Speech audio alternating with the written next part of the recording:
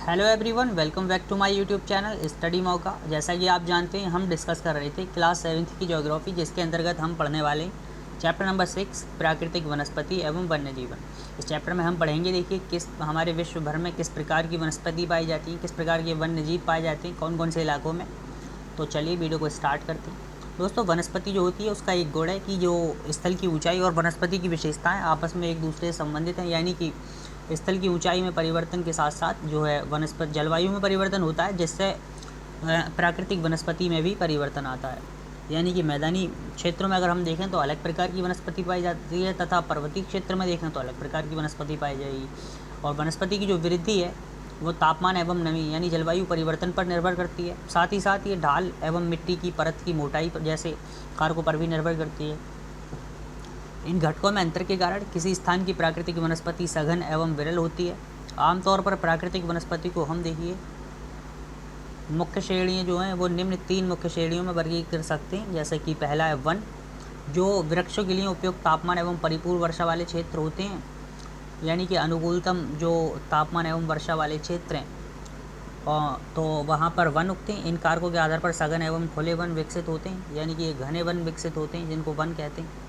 घास स्थल जो मध्यम वर्षा वाले क्षेत्र होते हैं उसको घास स्थल कहते हैं, वहाँ पर घास स्थल उगते हैं। तथा कांटेदार झाड़ियाँ या कटीली झाड़ियाँ, कांटेदार झाड़ एवं झाड़ियाँ ये केवल शुष्क क्षेत्रों में पैदा होते हैं, यानी ऐसे क्षेत्र जहाँ पर वर्षा क्या हो कम होती हो और तापमान अधिक हो। अब देखिए हम पढ़ते हैं एक एक करके इनके बारे में। सबसे पहले पढ़ते हैं वनों के बारे में। तो वन भी अलग अलग प्रकार की हैं, जैसे कि सबसे पहला है उष्णकटिबंधीय सदाबहार वन। उष्णकटिबंधीय सदाबहार वन, तो ये जो वन होते हैं वो भूमध्य रेखा एवं उष्णकटिबंध के आसपास पाए जाते हैं। जैसा कि हमने पढ़ा था क्लास 6 में, ग्लोब पर जो 0 डिग्री अक्षांश होता है उसको भूमध्य रेखा कहते हैं। तथा 0 डिग्री देखिए जो 23.5 डिग्री आपका उत्तर तथा 23.5 डिग्री दक्षिण का ये जो बीच का क्षेत्र है, इसको हमने उष्णकटिबंध कहा था। तो यानी भूमध्य रेखा और उष्णकटिबंध में पाए जाने वाले वनों को उष्णकटिबंधीय वन सदाबहार वन कहते हैं। अब देखिए उष्णकटिबंधीय सदाबहार वन को उष्णकटिबंधीय वर्षा वन भी कहते हैं, क्योंकि यहाँ पर अधिक वर्षा होती है और यहाँ पर तापमान भी अधिक होता है। ये क्षेत्र गर्म होते हैं एवं पूरे वर्ष यहाँ पर अत्यधिक वर्षा होती है। और देखिए यहाँ पर मौसम कभी भी शुष्क नहीं होता, जिस वजह से पेड़ों की पत्तियाँ जो कभी भी पूरी तरह नहीं जलती, इसलिए इनको सदाबहार वन कहते हैं। आमतौर पर यहाँ देखिए दृढ़ काष्ठ वृक्ष, यानी कि एक मजबूत लकड़ी वाले वृक्ष जैसे कि रोजवुड, आवनूस और महोगनी पाए जाते हैं। देखिए एक यहाँ पर फैक्ट बताया गया है कि ब्राज़ील का जो उष्णकटिबंधीय सदाबहार वन जो है वो इतने विशाल हैं कि ये पृथ्वी के फेफड़े की तरह प्रतीत होते हैं।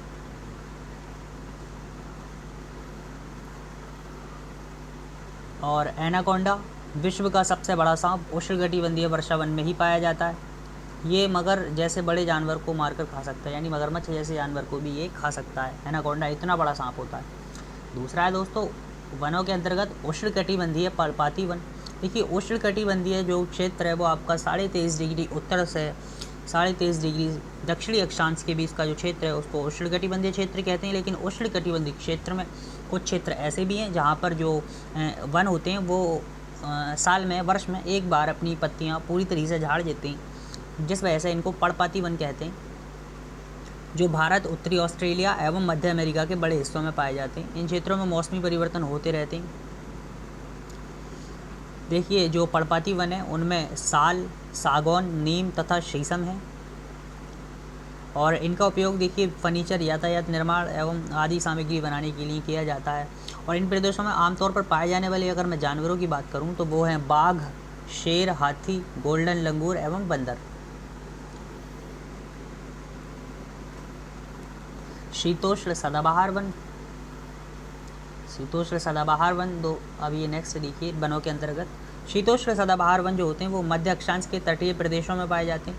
ये सामान्यतः महाद्वीपों के पूर्वी किनारों पर पाए जाते हैं, जैसे कि दक्षिण पूर्व अमेरिका, दक्षिण चीन एवं दक्षिण पूर्वी ब्राज़ील। यहाँ पर बांज, चीड़ एवं यूकेलिप्टस जैसे दृढ़ एवं मुलायम दोनों प्रकार के पेड़ पाए जाते हैं। दोस्तों नेक्स्ट है आपका शीतोष्ण पर्णपाती वन। अब देखिए शीतोष्ण क्षेत्र में ही लगभग हम उच्च अक्षांशों की अगर बढ़ें 66.5 डिग्री की ओर, 66.5 डिग्री उत्तर तथा 66.5 डिग्री अगर दक्षिण की बात करें तो देखिए फिर ये शीतोष्ण पर्णपाती वन पाए जाते हैं। ये उत्तर पूर्वी अमेरिका, चीन, न्यूजीलैंड, चिली एवं पश्चिमी यूरोप के तटीय प्रदेशों में पाए जाते हैं। और ये पत्तियां जो हैं अपनी शुष्क मौसम में झाड़ देती हैं, जिस वजह से इनको शीतोष्ण पर्णपाती वन कहते हैं। यहाँ पर पाए जाने वाले पेड़ हैं बांज, ऐश, बीज आदि। हिरण, लोमड़ी, भेड़िए यहाँ के आम जानवर हैं। फीजेंट तथा मोनाल जैसे पक्षी भी यहाँ पाए जाते हैं। फीजेंट और मोनाल एक प्रकार पक्षी होते हैं जो यहाँ पाए जाते हैं, जैसे कि आप देख सकते हैं चित्र में।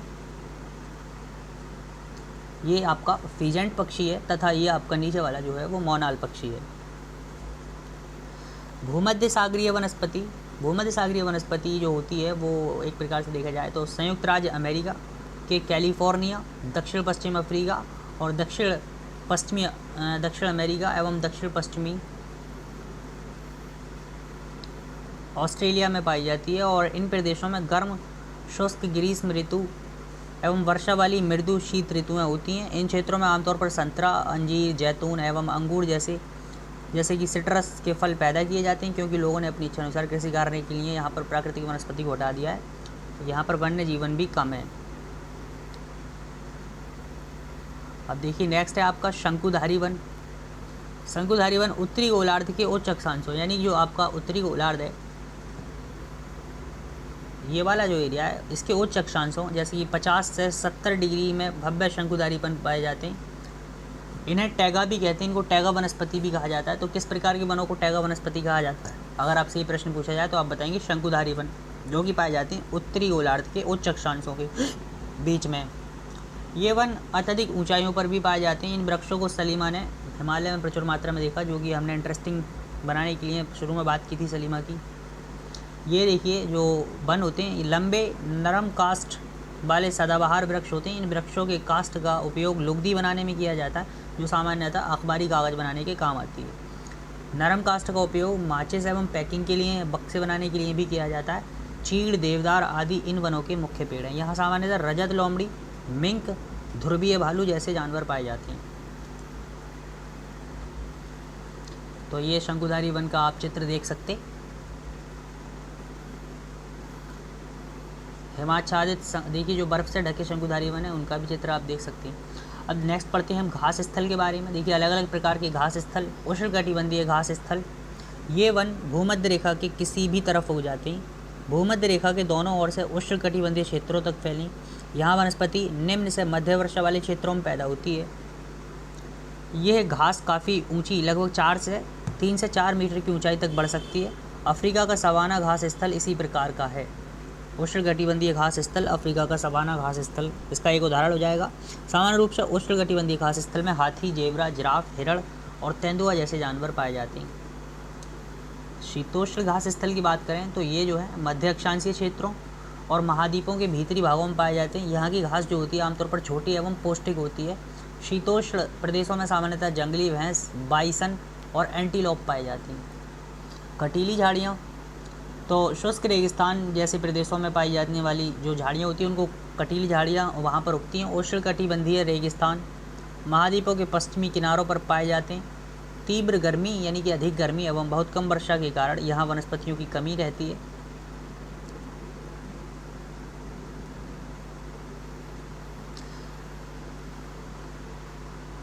देखिए टुंड्रा वनस्पति अगर हम देखें तो काई एवं लाइकेन छोटी झाड़ियाँ पाई जाती हैं। ये अल्पकालिक ग्रीष्म ऋतु के दौरान विकसित होती हैं। इन्हें टुंड्रा प्रकार की वनस्पति भी कहा जाता है। ये वनस्पतियाँ यूरोप, एशिया एवं उत्तरी अमेरिका के ध्रुवीय प्रदेशों में पाई जाती हैं। यानी ध्रुवों की ओर बढ़ें तो वहाँ पर टुंड्रा वनस्पति पाई जाती है। यहाँ के जानवरों के शरीर पर मोटा फर एवं मोटी चमड़ी होती है, जो कि उन्हें ठंडी जलवायु से क्या करती है, रक्षा करती है उनकी। यहाँ पर पाए जाने वाले जानवर सील, बलरस, कस्तूरी वैल, ध्रुवीय उल्लू और ध्रुवीय भालू तथा बर्फीली लोमड़ी हैं।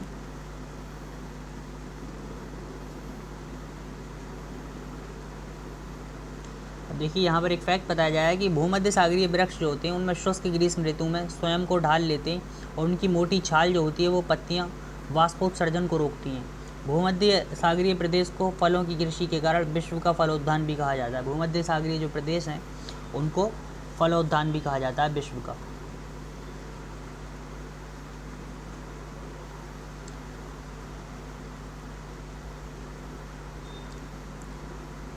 अब देखिए नेक्स्ट, अब ये चैप्टर हमारा समाप्त हो चुका है। अगले वीडियो में हम अगला चैप्टर आपके लिए लेकर आएंगे।